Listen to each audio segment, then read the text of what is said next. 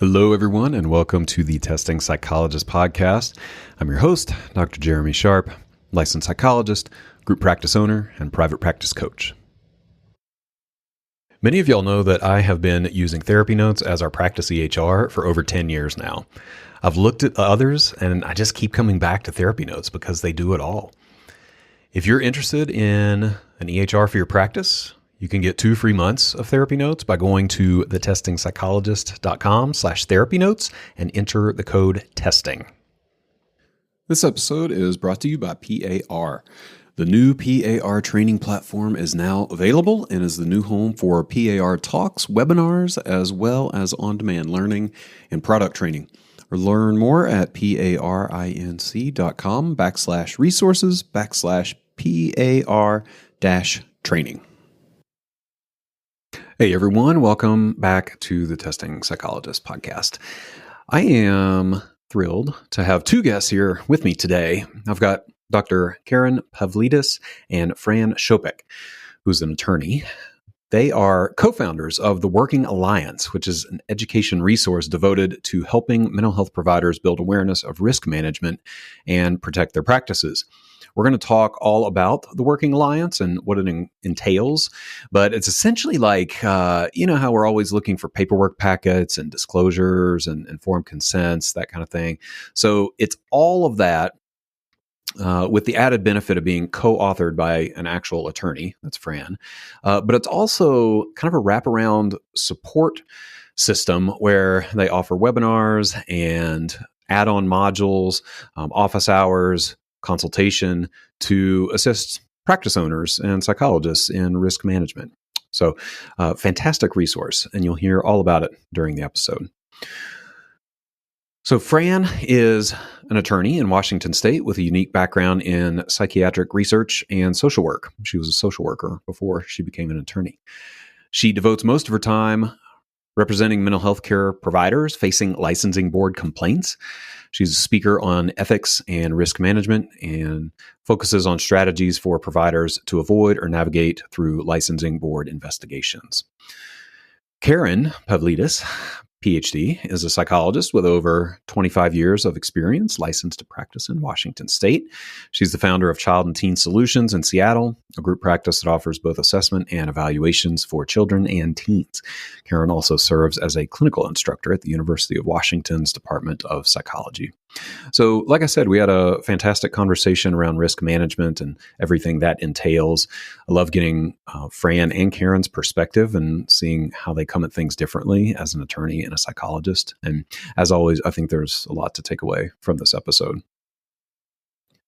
It is that time of year, though, folks. If you're a practice owner or hopeful practice owner and you'd like to join a coaching group with some accountability and support, my Testing Psychologist Mastermind cohorts are starting again in January. So there's a beginner, an intermediate, and an advanced cohort. So wherever you're at in your practice journey, you can possibly join a group and get some support with that. You can go to thetestingpsychologist.com/consulting and set up a pre-group call if you're interested. For now, let's get to my conversation with Fran Schopick and Dr. Karen Pavlidis.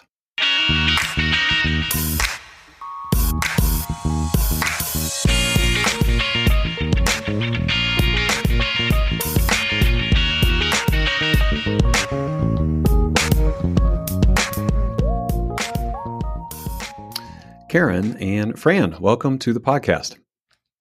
Thanks, Jeremy. We're happy to be here. Big fan. Excited to be here. Oh, stop. Yeah, I am excited to have the two of you. I mean, Karen, I've known you for years now. My gosh, I think we met in Chicago, maybe? 2019. Yeah, my gosh, that feels like a long time ago. Yeah. But yeah, I'm glad we did. We've had a lot of cool interactions over the years, and now, excited to talk with you about this project and, of course, have you here as well, Fran. I know you all have teamed up and created something pretty awesome for psychologists, and we're going to talk all about it. So we can start. Actually, we can start with some brief introductions. I'd love to give people a chance to get to know you and just kind of orient to your voice a little bit. So, Fran, do you want to go first? Sure. My name is Fran Schopick. I have a background as an MSW. For many years, I worked as an MSW social worker, therapist, and also psychiatric researcher. This was on the East Coast at Mount Sinai School of Medicine and Harvard Medical School. Then I went to law school. And so now what I do is I represent healthcare providers who have problems with the Department of Health. I also help people with disclosure forms because I find that it's a very, very important part of their practice to have a good disclosure form. And that's turned into this project with Karen, where we are presenting to you today with the Working Alliance. Nice. How about you, Karen? Yeah, so I'm Karen Pavlidis. I'm a licensed psychologist in Washington State. I was in solo practice for about 20 years, and then 4 years ago started a group practice called Child and Teen Solutions in Seattle, and then also have teamed up with Fran in the last few years to work on this new project. Nice. Which we will get into all the details. So I'll start though with this question that I always start with, which is why is this important? And you can answer separately, of course, but why spend your time on this? Why dedicate so much energy to this topic or this project? That's a good question. It's very interesting. Most counselors grapple with the issue of having a disclosure form, what's also called an informed consent. And for the most part, what they seem to focus on is what's required. Like, what does the state require that they put in their informed consent? What I've found is that of course, you want to have what is required, but I've found that counselors have certain choices because it's important to know how they work and what are the decisions that they make in their practice. And if you can put that into your disclosure form, then you're putting clients on notice about how you work. You can explore their ambivalence around whatever it is you might do. You can explore your own ambivalence about whether a client seems like a good fit for you. And if you put it all in the disclosure form, it's there to be referenced and to be reminded and to be stated from the very start. And it creates a huge advantage in terms of the work that you do and the client services that you can provide. So I agree with all of that, what Fran said. And then I would add, I came at this from a different story. And of course, I had a disclosure informed consent as a solo practitioner.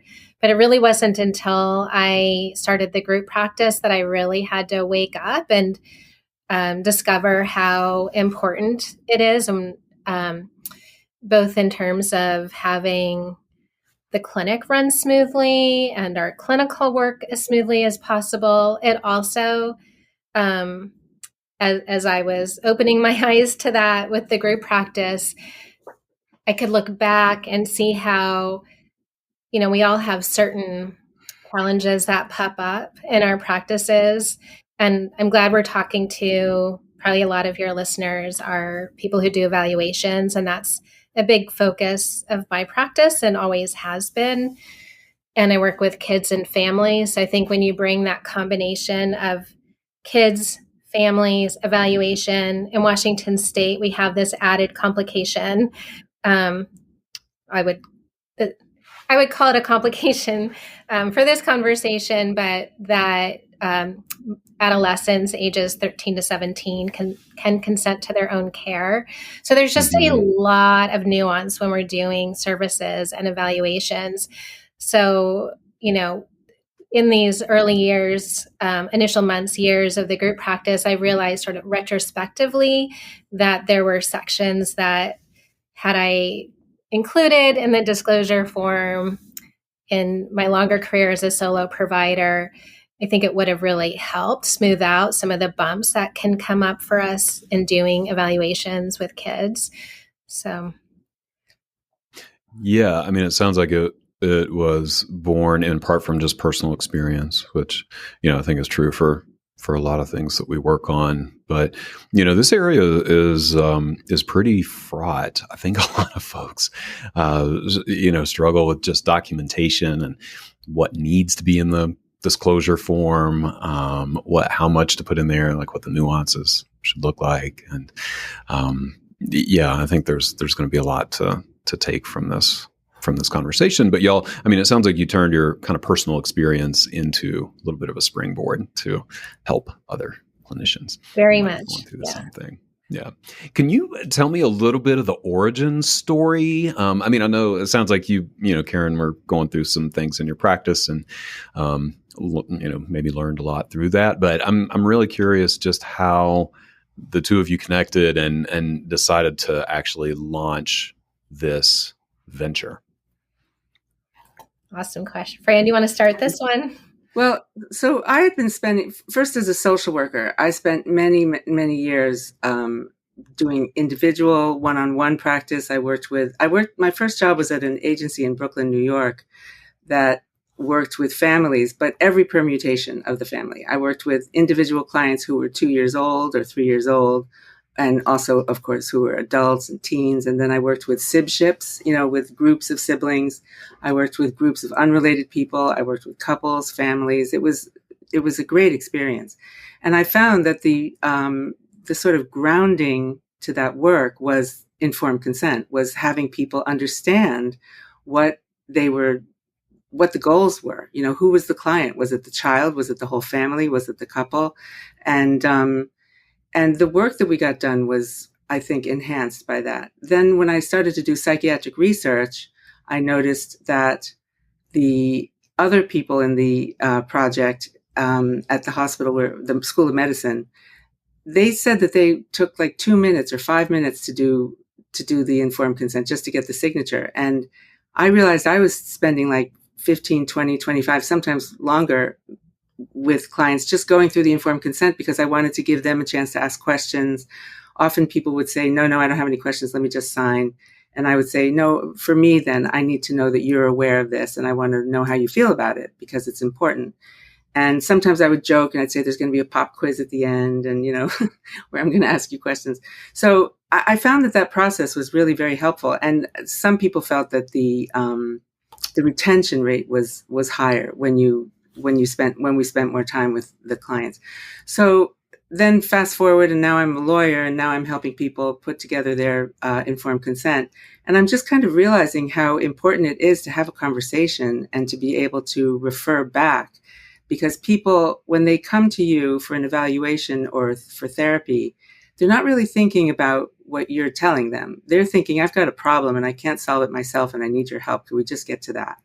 And so there's this art about, on the part of the therapist or evaluator, there's an art to it about, on the one hand, addressing their concerns, but on the other hand, also wanting to weave in their concerns with the ground rules.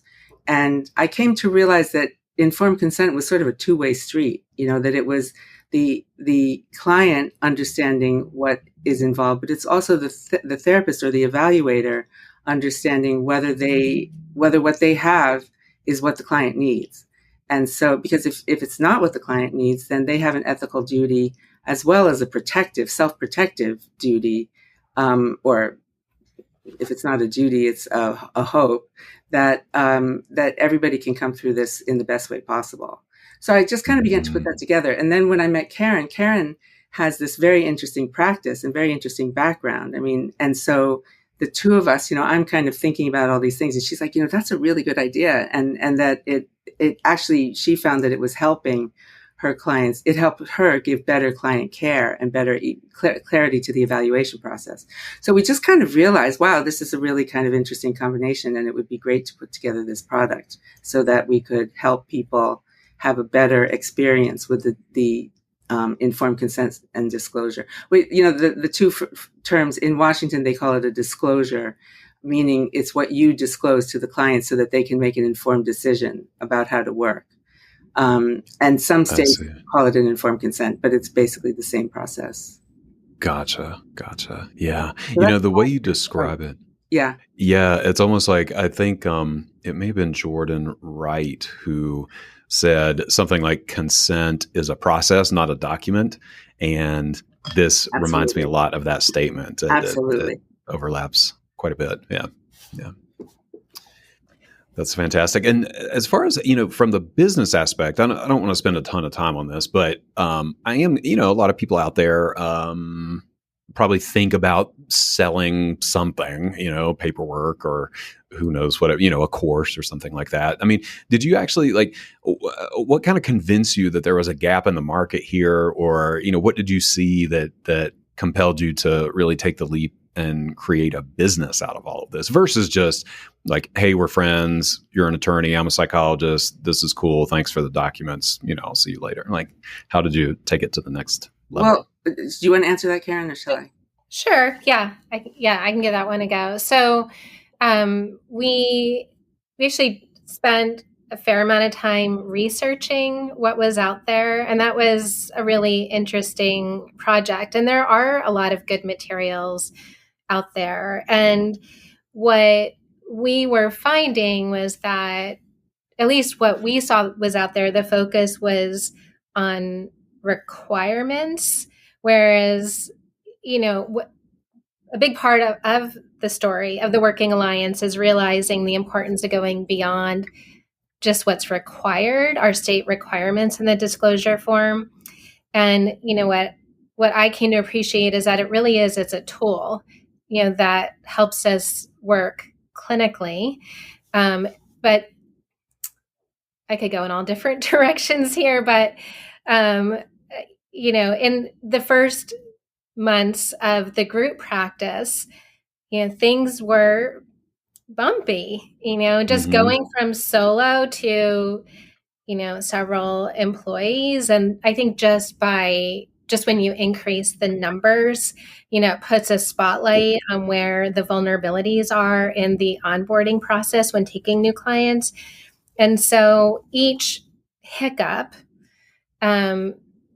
I learned to use really productively. Like, okay, well, because 99.9% of these hiccups are systems problems or a gap in our onboarding process.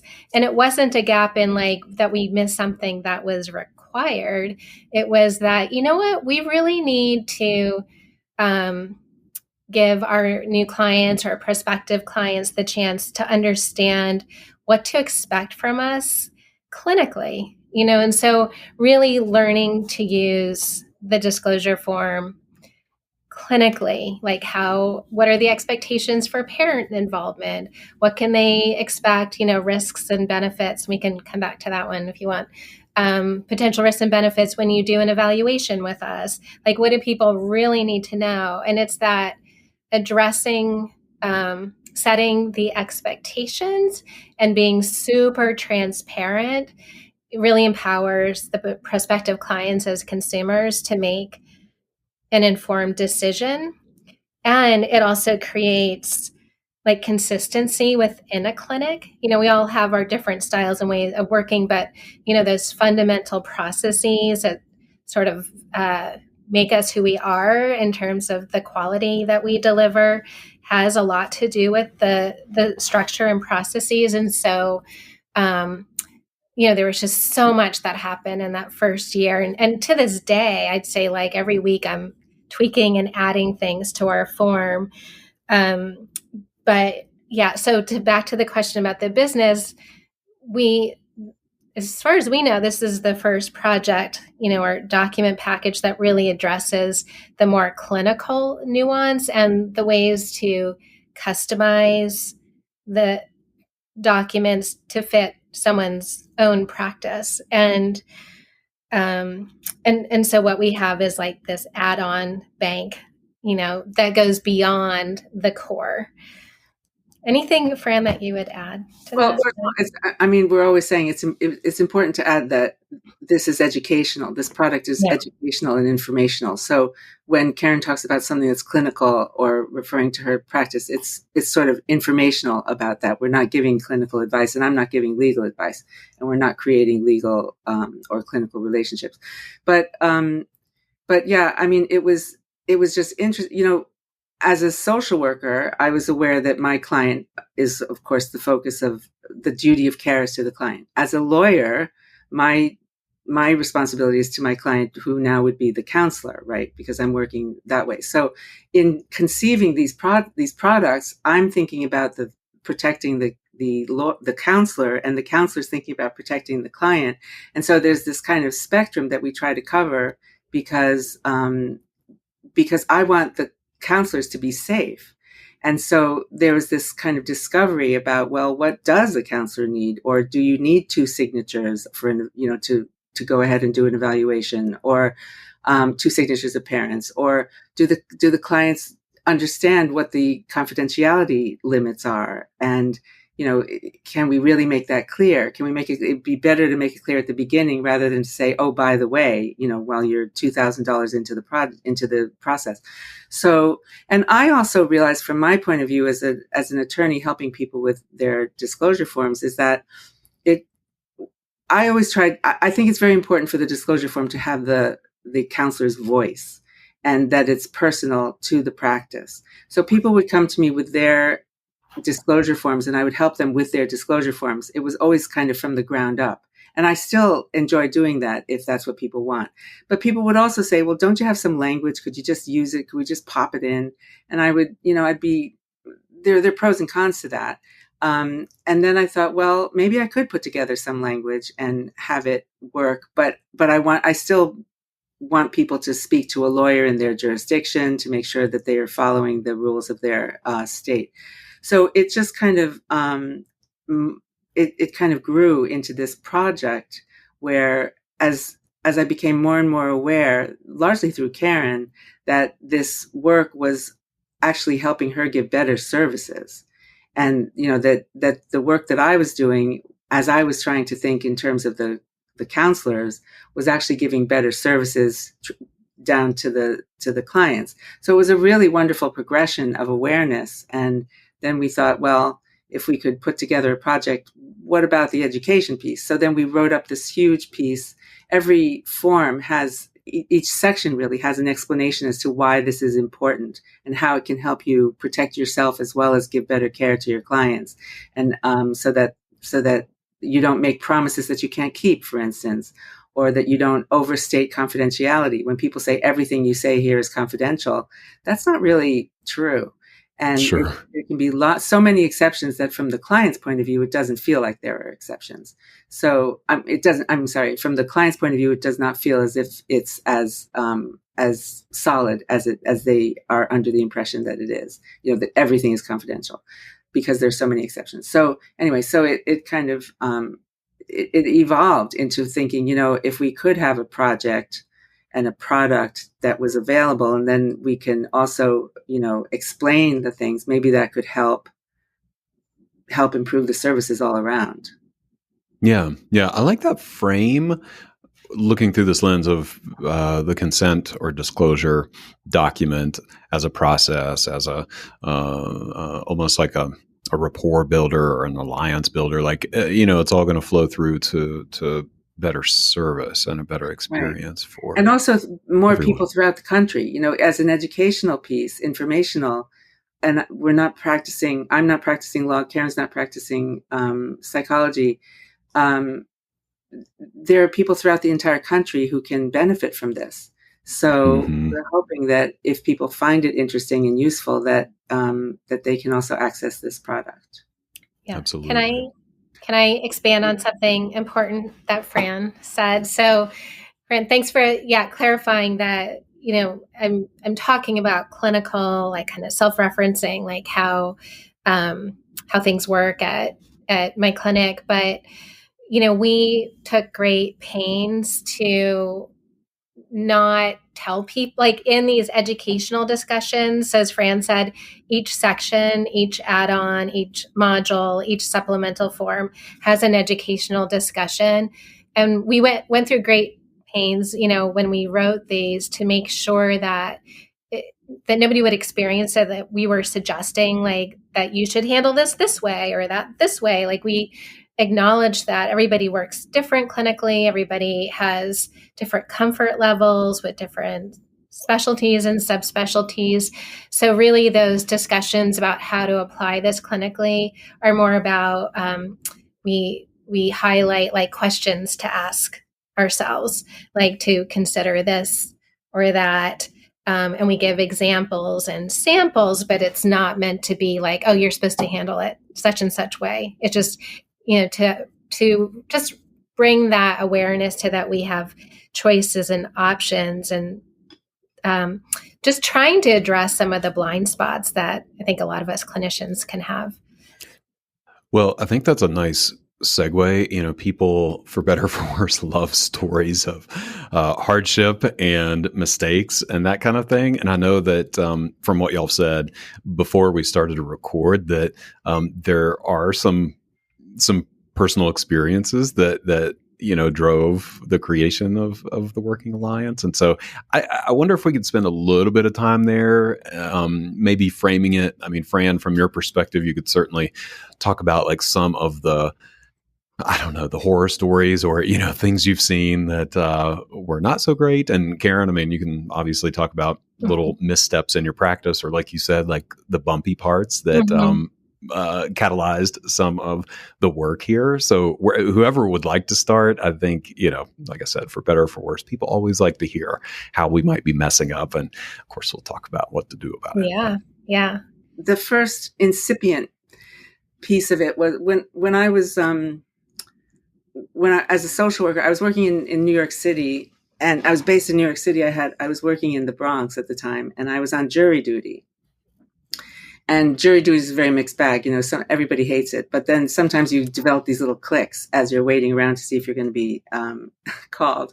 And we went to lunch and then came back, and somebody said that one of our group, this pod of people that we were hanging out with, she had been hit by a bus, and she wasn't killed, thankfully, but she was hit by a bus. And I thought to myself, if I were hit by a bus, would my notes stand up to scrutiny? I was actually thinking about this. Like, if somebody had to take care of my notes, would they be horrified when they looked at it? Was I up to date? Were they written well? Sure. Like what would be my legacy for my notes? Right. And so that really stuck with me. And I began to think, it really doesn't take that much time to write a note as long as you know what you want to do. And it's actually much easier if I write the note within the 10-minute break that I had between ending and starting another session. And I really could do this very quickly if I just put my mind to it. And so I kind of developed this efficiency around doing the notes, which was really very self-protective. I mean, I really was thinking, if I were hit by a bus, what would my notes be? Show. And so that was kind of the start of it. And then I just began to see that if something were included, I'm trying to think of if there was anything you could call a disaster story.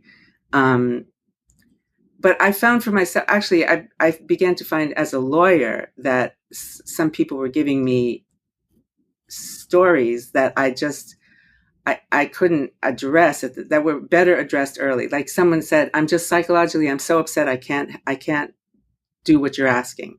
They'd have to write a response to the Department of Health, and they're telling me they can't write it, or they can't talk to me on the phone about it. And so I put in my disclosure form.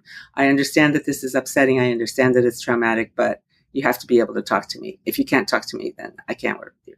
And so I just began to put together these things. But Karen, why don't you go, and I'll try to think of something. Okay, all right.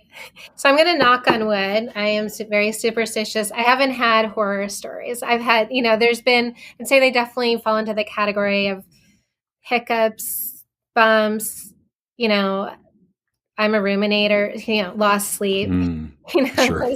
I like people to be happy. And, but really it's around communication. So, I would say, well, I think any of us who work with kids and families know that we have to be really aware when we're working with divorced families. So I'd say, again, just the sheer numbers, you start to see patterns, and it puts a spotlight on where the vulnerabilities are. And I realized we really needed to tighten how we onboard families where the household has been through a divorce, and to really educate the parents about how we communicate, and again, this is not to say what anybody should do, but we found it important to, educate families that if we were communicating with parents in a divorce household, we wanted both parents on all of the emails. We didn't want conflictual emails forwarded to us. We weren't going to have side conversations with one parent behind the other parent's back. We had to get really clear on payment policies and how payments would be processed for sessions. We also learned to ask, certain questions in our screening process with new inquiries, like just wanting to know if the family had been through a high conflict divorce. And we would define that for people who, as part of that question. That's been really important. And then, and also learning that the importance of inquiring, like, has the family and anyone in the household had legal involvement. Another really important question that's been important is, are both parents on board with the services that they are seeking? That's been very key. Also, where we got really clear, and when I say clear, like over communicating, well, what feels like over communicating to us is actually, just right for a lot of the people we work with. Because there's so much information that we, put in front of new or prospective clients. But again, in Washington, with this nuance of 13 to 17, being able to consent to their own care, again, like going over the importance of, like, we can't have side conversations without the 13 to 17-year-old, in the loop or being assumed that they'll be looped in. And then I can pause there, but I can also talk a little bit about evaluations and some considerations there. Should I go on?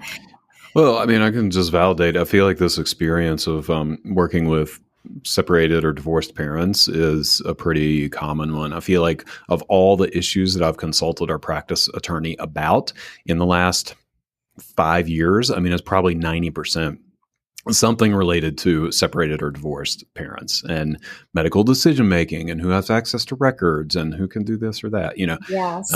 And we also have that situation where in Colorado, I think it's 12, where, kids can consent to their own services, and, what circumstances is that appropriate or not? And when can parents be, there's just, so just to validate all of that. And and also, putting the providers in the middle, putting them in the position of, like, accusing the provider of having violated the parenting plan, because they're not in a position to interpret somebody else's parenting plan, and yet they're placed in that position or characterized that way by the families, and it's very, it's very upsetting. It's very, you feel you are triangulated in this power. Or the payment issue. I mean, that would come up a lot in years past. I think we fixed that by now. But, it took a few go rounds where we had to be like, look, we are not mediating your payment dispute. Like, one person is going to pay for this and y'all go figure it out. Otherwise, we're not going to be taking multiple payments from people and deciding who pays what, or, Yeah. It takes going through it to realize, we need to be clear. Absolutely. Yeah. But there were also things really that weren't new to group practice, but more in retrospect, realizing, this would have been really helpful over my career if I had included this and really emphasized this for my evaluations. And, and often in my clinical practice, hiccups come up with evaluations, particularly around autism, whether the diagnosis is given or it's expected but not given, or test scores maybe being not what was expected.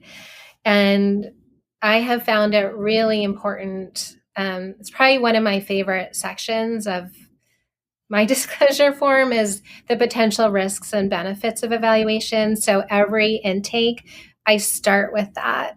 And I go over in quite a bit of detail what the potential benefits are, and validating, what the family is looking for.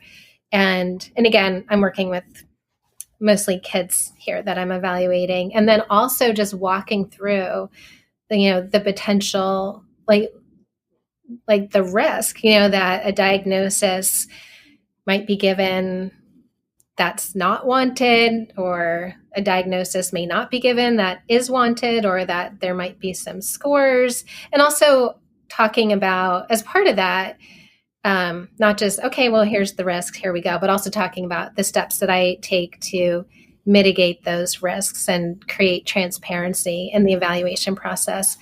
And, and I'd say more recently, talking more about, seeing that families really need to be benefit from education about that. The reports that we write are a part of the healthcare record. And so it's not like a collaborative document where we can just drop diagnoses or drop scores or drop descriptions of scores. And so, and that awareness too for us as providers makes us really mindful of what we write, and thinking about the importance of sensitivity and who our audience is, which is, the client and their parents and, schools often. And then we also talk a lot about gifted testing too, because we see a lot of that in Seattle. Oh, absolutely. I can imagine. Could we take a little detour here just to, I would love to hear just a piece of how you are tackling this diagnosis expected but not given situation, because I think that comes up a lot, and that is a really frequent topic of conversation in the Facebook community and consultation groups. This is pretty common these days. Mm-hmm. And then we can pivot. I definitely want to get into the details of the Working Alliance. Let's take a break to hear from a featured partner. Y'all know that I love Therapy Notes, but I am not the only one. They have a 4.9 out of 5-star rating on Trustpilot.com and Google, which makes them the #1 rated electronic health record system available for mental health folks today. They make billing, scheduling, note-taking, and telehealth all incredibly easy. They also offer custom forms that you can send through the portal. For all the prescribers out there, Therapy Notes is proudly offering e-prescribe as well. And maybe the most important thing for me is that they have live telephone support 7 days a week, so you can actually talk to a real person in a timely manner. If you're trying to switch from another EHR, the transition is incredibly easy. They'll import your demographic data free of charge, so you can get going right away. So if you're curious, or you want to switch, or you need a new EHR, try Therapy Notes for 2 months, absolutely free. You can go to thetestingpsychologist.com/therapy notes and enter the code TESTING. Again, totally free, no strings attached. Check it out and see why everyone is switching to Therapy Notes. I'm excited to tell you about PAR's all-new PAR training platform, an elevated online learning environment with everything you need in one place. This is the new home for PAR Talks webinars, many of which offer APA and NASP-approved CEs, and also houses on-demand learning tools and PAR product training resources. Best of all, it is free. Totally free. To learn more, visit parinc.com/resources/PAR-training. All right, let's get back to the podcast. Yeah. So you're talking specifically about wanted, often autism. Is that what we're talking about? ADHD comes up frequently, but autism and then is a big one. Sure. Yeah. Well, I think, and that seems to be a more current, this wasn't something that I was grappling with 5 or 10 years ago. This has been in the last couple of years, more and more. And I think, what I'm finding is that it's that open discussion in the intake, and I haven't had a situation like this recently, but I think if I were to realize that someone was coming into this invested, I probably would really talk a lot in the intake about that there's, how do they feel about if that diagnosis is not given, and do they still want to go forward? Like, it's a big investment of time, emotions, often money, knowing that that might not be the outcome, and maybe give them a chance, and also us as providers a chance to decide whether or not it makes sense to even move forward with the evaluation if it seems like there's discomfort with that risk. So, but I don't have an easy answer to that. I mean, I think it's new. We're figuring this out. It's well, a good it sounds question. like just talking about it explicitly and introducing the idea that the outcome may not match the expectations. And see, that's where it's important to make the distinction between between reading the words on the page and having a discussion, because they can the words on the page, they're a great start. That's a good start. But in terms of really getting a sense of what the concerns might be, or what the fears of the person or anticipation might be on that person's part, you have to have a conversation. That's the way that that those issues can surface, so that you can handle them or you can address them. And it's really important to address them, because and sometimes the laws in a state are not clear, or there might not be any particular laws about that. It's really up to you to engage a person in that discussion to find out if you feel that this is a safe place to have this testing done. And so I think often people are just focused on getting that signature and get the signature and move on to the real stuff. And my feeling is that is the real stuff. And I'm often saying that having a well-administered disclosure form is the single important risk management tool you have at your disposal, because it's well administered, meaning you have these discussions, you allow for questions, if people don't ask questions, you kind of provide the questions. Like, if I were in your position, here's what I might be asking, or a lot of people ask me this question and it might be good to go over it. People might not want to talk about what their anticipated diagnosis would be for their child. And sometimes you even think that the parent will be happy that they might not have the diagnosis, but they're not happy about it because they really want it in terms of maybe entitlements that they can get from their community, or services at a school that they were hoping to get. And so it's important to explore that early on, and rather than later. And this idea of conversation, I think, is worth lingering over, because, when I was talking about going over that section of the disclosure at the evaluation intakes, it really is a dialogue. And that is where it is an invitation for parents or caregivers to share their thoughts and perspectives on diagnosis. And they bring up, I think, some sensitive areas that I don't think would have been brought up if I hadn't started that conversation. So sometimes that can take 20, 30 minutes. And it's well worth it. Well, it makes me think too about the work that Stephanie Nelson does. I mean, I don't know how much you have seen her stuff, but she talks about this idea of secret questions, and I see this whole thing as there's a lot of overlap there, where maybe we start in this place of kind of a sterile disclosure conversation or informed consent, but that pretty quickly moves into getting at people's motivations for seeking the eval, and like, what are their fears around the outcome, or their hopes around the outcome, and deeper concerns that may not otherwise come up. It's just another sort of entry point, I suppose. Yeah. Because, I think a common referral is, hey, can you test my kid for ADHD?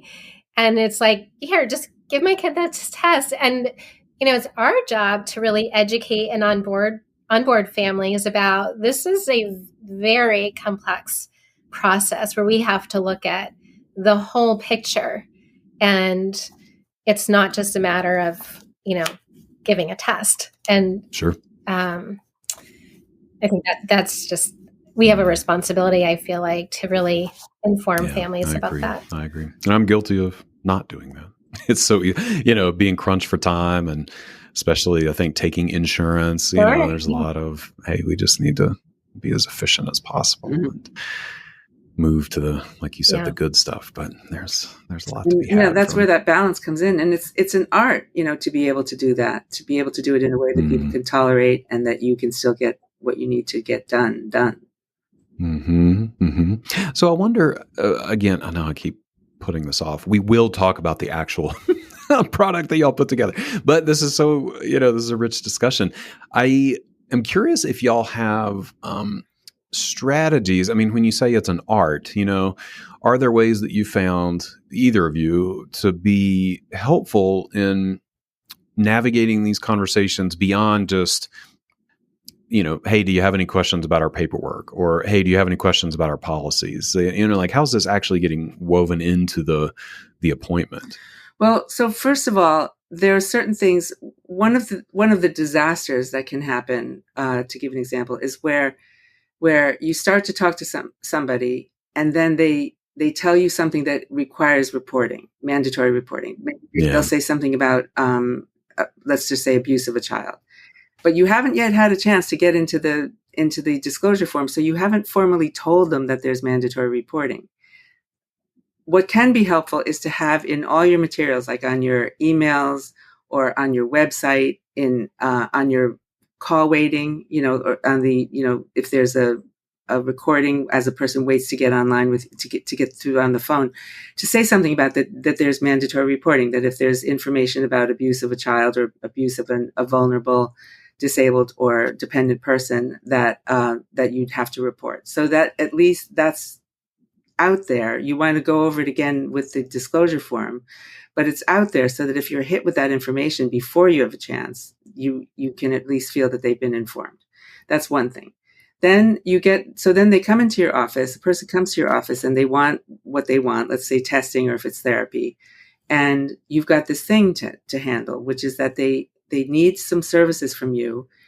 By definition, they've come to you because they have a problem that they're not able to solve on their own. They come to you because you're a person who's informed and maybe even an expert in the problem, and so they want your help.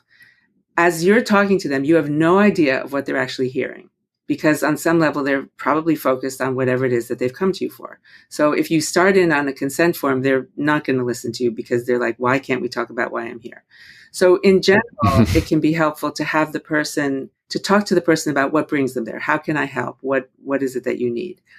But at some point before you end that session, you're going to need to go over the disclosure form. Some people would say that they should sign it before they even walk into your office. The problem with that is that they won't have had a chance to ask questions, and they won't have had a chance to be able to say questions, or that they're satisfied with that they understand what the whole process is, because you can't be sure of that. So it's a choice that you make. And in general, one way to do it can be to talk to them about why they've come to see you and spend time on that. But then, and what the disclosure form says, so you can begin to weave in some of those concepts as they're telling you about their problem, right? So they get the satisfaction of telling you about their problem. You're listening and hearing why they've come to you, but you're also planting the seeds of the disclosure. And then at some point you're going to say, the intake process might take more than one session, but I need to look at this disclosure form with you, and I need to be sure that you understand what's in it. And hopefully they will have read it so that they have some chance to ask questions. And if they're usually likely to say, oh no, I have no questions. Let me just sign it. Let's just get on to the real work. And then that's a moment where you can say, well, for my benefit, I want to be sure that you understand certain things. I need to know that I've communicated certain things to you clearly. And you can also say, as I said before, you can say that these are some questions that a lot of people ask, or if I were in your position, here's what I'd want to know. And so you're constantly balancing their needs with yours, or characterizing the needs to go through the disclosure form as a need of theirs, because it is a need of theirs. They do need to be put on notice of these things. They do need to understand certain things. It's just that that's not the need that they want to address first. So you're always, engaging in this balance of administering the disclosure form, but at the same time addressing why they're there and how you can help. So do you see what I mean? Like it's an art. I don't mean artful in the sense of manipulative or complicate or wrongly based. I mean, the art in the idea that art is taking the human need and sort of being aware of how it fits into the whole picture. Sure. But it's a very complicated balance when you think about it. And then also the fact that you are engaging a person, and depending if it's therapy or evaluation, how you see your role, if it's a compassionate role or if it's a client-based role or humanistic role or whatever that might be. But also you're an authority. You're not, even if it's something is you work with client determination, that doesn't mean that you give over the authority. You're always balancing your own role so that you can provide the best services possible. It's very complicated. Right. It is. It is complicated. Yeah. Yeah. I have some other angles too. Should I can add on? Yeah.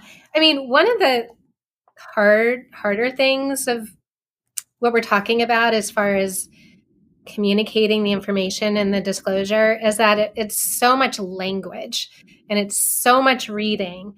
And I think it's a lot to put on our clientele. And, I haven't found a solution for this, but one of the things we do, find that at first inquiry, there are scripts, our email scripts for responding to initial inquiries have critical information about how we work, specifically around like the role of parents and, a little bit about how we work with families, where there's been divorce. And so at that first inquiry, now we're giving people a chance to self-select already a little bit. So then the people who want to go on to the next phase, then again, with each journey, I recently was realizing I mapped out the client journey, before they even see a clinician. There's 6 phases for the client journey. And in each of those, most of those phases, we're doing some of that onboarding and educating about how we work. So it's some content that's in the disclosure form or in these email communications. And then, we also, there was a time I experimented with, I didn't continue this, but I literally had a PowerPoint video for families, as a way to just lessen the reading load, to go over sort of just some of the really key areas for people to understand. And I had a lot of positive feedback about that. What was hard was that it was hard to keep up to date. So, but I might go back to that. Another thing that we've done is for teens. We have a teen handbook, and it's like, it's an online document, but it's also when they come, now that we're doing a lot more in person, they actually get this physical handbook that talks about how we, cancellation policy, but also how we handle confidentiality, how we handle, disclosures about self-harm or suicidality. And it's got these lovely graphics and it's engaging. And so it's also a way for the clinician, that supplements the onboarding. And then we also, within the first month or so, this is something that I've more recently discovered is really helpful, is really having a formal treatment planning meeting with the families and seeing, like, are we all on board with why we're here? Not only like why we're here, but how we're going to get from here to there, and what kind of alignment do we have?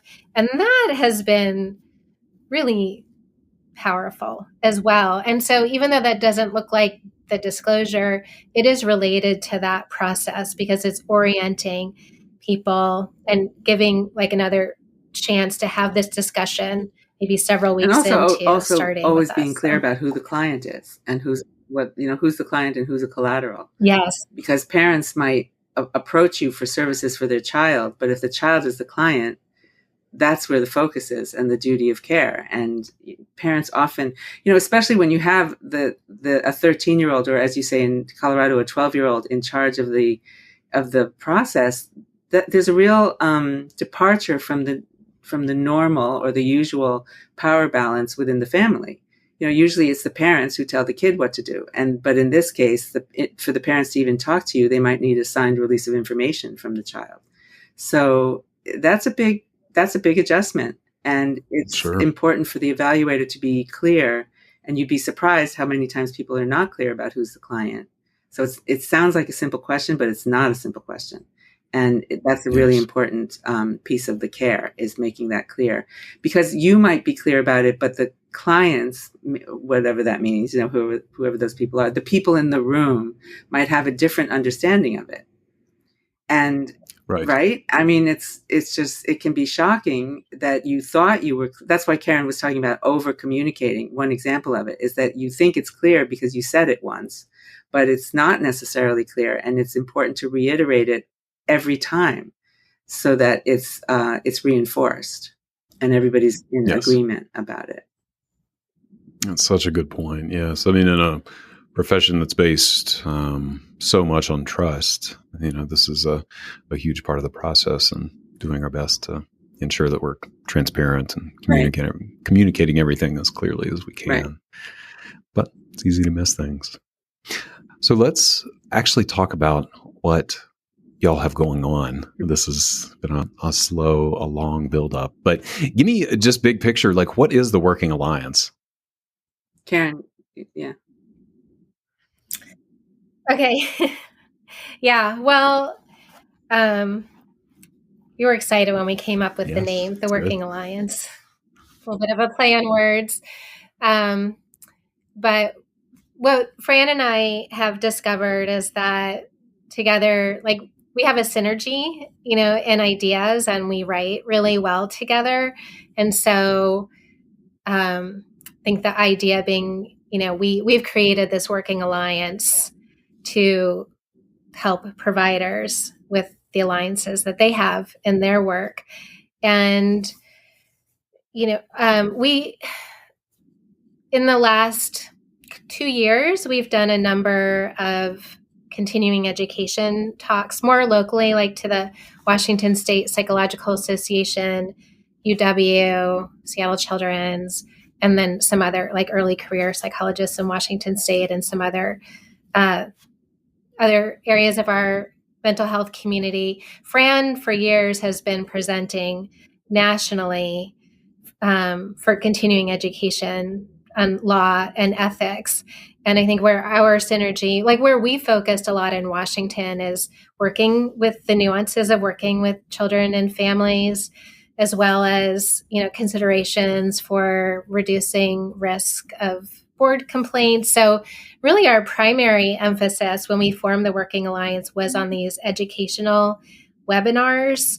And then as we sort of moved forward with the project, we got more fine-grained in the products. And so we have a core form that aims to cover core requirements, at least in Washington State. And then also we have a bank of add-ons. And like we were talking about before, each add-on has an educational discussion. So it's not just a template. And then we also have supplemental forms. And the nice thing is that we're always building, our bank. And so I guess this is sort of a plug, but anybody who purchases the document package will have access to a dashboard. So any sort of revisions or add-ons to the bank of document modules, like they would have access to that as well. And then, we were also going to talk about the M&M review, but I'll pause there. Yeah. I mean, I think that's a good start. I just want to make it really clear for folks, what they might see when they go to the website, and what the product is here, so to speak, right? I mean, it's pretty full featured, as y'all have put together a lot of pretty amazing materials, I think, and just want to make sure folks know what all is out there. Yeah.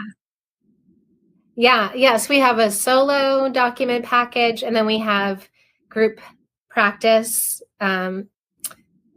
we just have a couple different price points depending on the size of the group practice. And then we also have, for larger group practices, the option to actually have us customize, because we figure the larger the practice, the more need there's going to be for customization.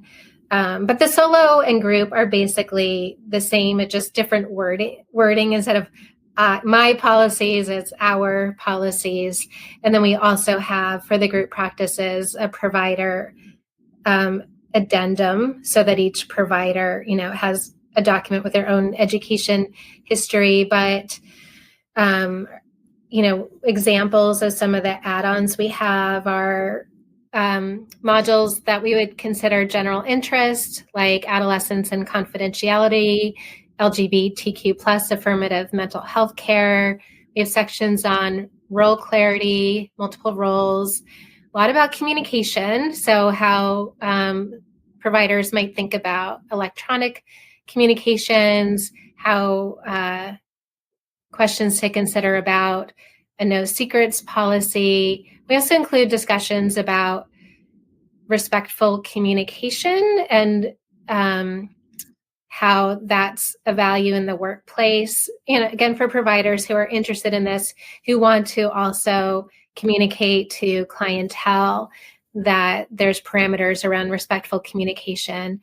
And also, we thought it was really important to include a section that addresses domestic violence. For testing and evaluations, we talk about that all-important topic of risks and benefits of evaluations, working with psychometrists, issues that come up with gifted testing. We also have templates for release of information, collateral consents, provider addendum for group practices. And then we have a child assent, not as a form, but as a guide, just questions for providers to consider when having discussions around child assent. So that's a pretty good, and we have a long list of ideas.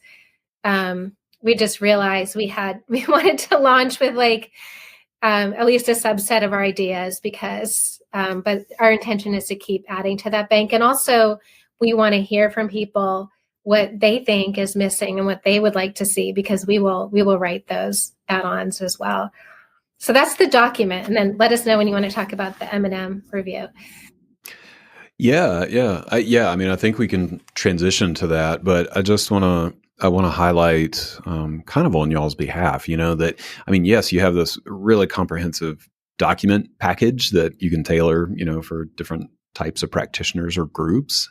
And like you said earlier, it goes beyond the documents. It's, these modules, these webinars, you mentioned office hours, it's really like kind of I don't know if wraparound support is the right term, but, it's a pretty comprehensive, almost like risk management option for folks if they want to take advantage of some of those resources that y'all have built into the site, which is super cool. And I think, distinct from some of the other similar offerings out there. Thanks, Jeremy. Yeah, I think we really wanted to provide people with a dialogue with us. And so we've already held some office hours and some webinars, and plan to schedule more in the new year. And then we do have this, I guess I would call it a specialty service that is also on the site that we call the M&M review. And what this is for anybody who wants to have a consult, like just their own hour devoted to a conversation with Fran and I, either about something difficult that happened that they want to debrief on. And we're very clear that it's not legal advice, it's not clinical advice, that we're there. We would never want to have these conversations about an adverse event when someone's in the midst of an adverse event. We always think people need to hire an in-state attorney and consult with their risk management services through their insurance if they have that available. But it could be really helpful after the fact to debrief and do a review of, okay, what are like a review of the practice and risk management just in general to see where maybe some systems can be strengthened. But the idea of M&M review truly came out of just a casual, almost joking like frame that I came up with early on in that first year at CATS, my group practice clinic, where, as I mentioned earlier, every bump, every hiccup, we analyzed in a way that was incredibly productive. And so the term M&M review, M&M, stands for morbidity and mortality, as some listeners may know. And I heard about that on Grey's Anatomy. And then when I looked, and I would serve M&Ms, and it was like kind of, just a way to warm up like difficult topics. And it was always followed by, we still have M&M review, and it's always followed by happy hours. That's a very key part. That always helps. Yeah, that always helps. It's Friday. You should actually precede it with happy hour, and then people will talk more freely. Yeah, we do the happy hour after. After we're through the hard stuff. But yeah, when I looked up, okay, well, where did this idea? I know it didn't start in Grey's Anatomy. Where did it come from? So reading a little bit about it, I learned, okay, this has been around for at least a century, and the idea, has always been to take mishaps that happen in a medical practice and look at how those can be prevented moving forward. And the intention is always for it to be like psychologically safe, non-blaming. That is not what I saw in Grey's Anatomy, but it is how we practice the M&M review, is that sense of psychological safety is so crucial. And that most of these things that happen are not a people issue. They truly are a systems issue. And so it really is. And that has been the number one most, I'd say, powerful source of like how we've improved our systems and our communications with our clientele. And I love it. So we thought, oh, this would be really cool, to offer people as well. So I love that. Yeah, like a debrief. Yeah. A postmortem. Exactly. Yeah. Exactly. Yeah. I heard you once say, Karen, that a crisis is a terrible thing to waste. Yeah. Yeah. And I thought that was a good way to put it. That it's really a learning opportunity when you're both intellectually and emotionally invested in, wanting to make it better the next time. Absolutely. And I think that's a Winston Churchill. Yeah. But every crisis, it's like, ooh, okay, yeah, we lost sleep, it was stressful, but like, let's really sink our teeth into this and make really great use of it. And it's can be incredibly productive. Yeah. I mean, I agree with Karen's point about how there can be these systems issues, but I've also seen that when I ask people, did you see this coming? Or did you have, just to ask, did you have a sense of this family or this person or this situation being fraught? Usually they do, because counselors, of course, and evaluators, one of their strengths is that they see these things coming. They understand when people are upset before the person knows that they're upset, or that the people are angry before they know they're angry. So they do see these things coming.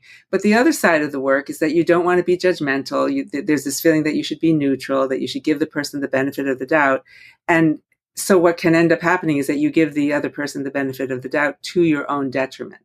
And this is another way in which we're trying to help people do these debriefs, the M&M debrief, or just in general to call a situation for what it is when you're trying to decide if you're the right person, if what you have to offer is what these people need, or, bringing together those matches. So it's a kind of, it's an encompassing sort of a 360 approach to this work, and using the disclosure form in order to help you do that.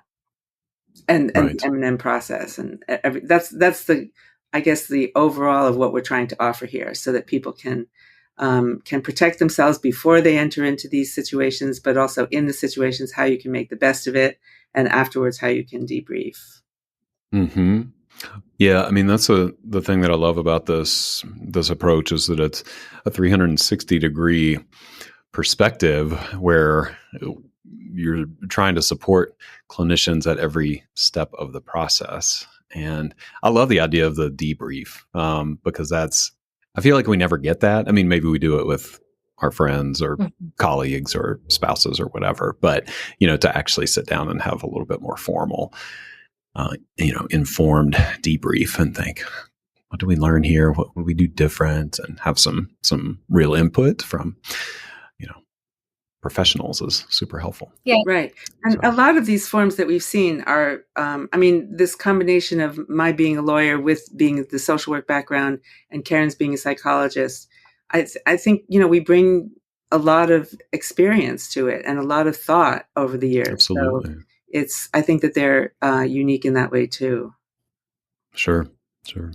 Well, I appreciate y'all coming on. I know we're pushing time a little bit and just talking through all of this with me. I mean, it's, the more you share about it, it just seems clear that you've put together a pretty stellar kind of thing here for folks to check out. And Lord knows risk management is something that we have to deal with on a pretty regular basis. So I hope that folks will go check out the website and see what's out there and, reach out.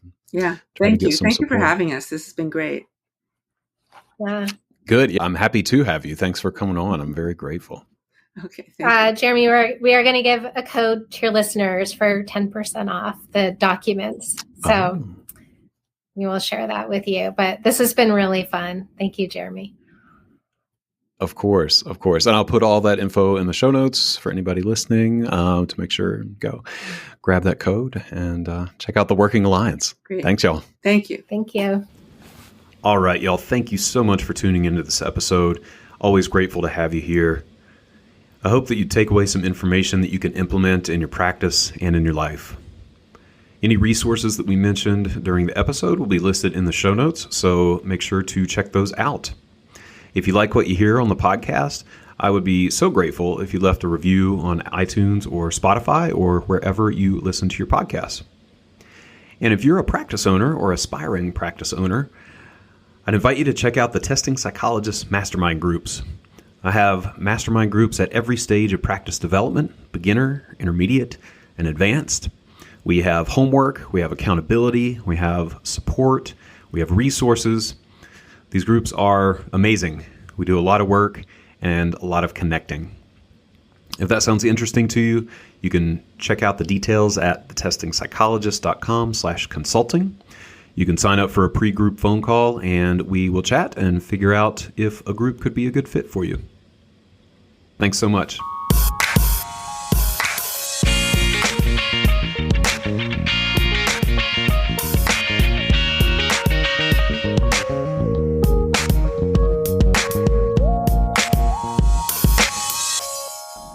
The information contained in this podcast and on the Testing Psychologist website are intended for informational and educational purposes only.